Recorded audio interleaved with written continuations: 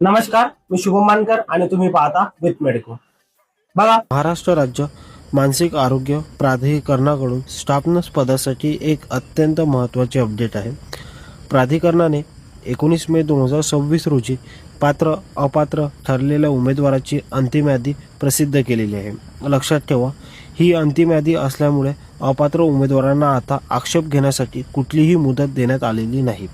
ज्या उमेदवाराचे नाव पात्र यादीत आहे त्यांनी आपल्या नावासमोर रिमार्क नक्की वाचा. मुलाखतीच्या वेळी 15 वर्षापेक्षा जास्त अनुभवाचे ओरिजिनल सर्टिफिकेट सोबत ठेवणे गरजेचे आहे. या नोटीसमध्ये इंटरव्ह्यूची फिक्स तारीख दिलेली नाही.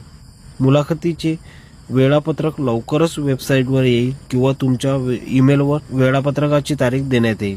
ही संपूर्ण यादी पाहण्यासाठी आमच्या कमेंट बॉक्समध्ये कमेंट करा आणि अशाच नवीन अपडेट्ससाठी विथ मेडिकोजला फॉलो करायला विसरू नका. धन्यवाद.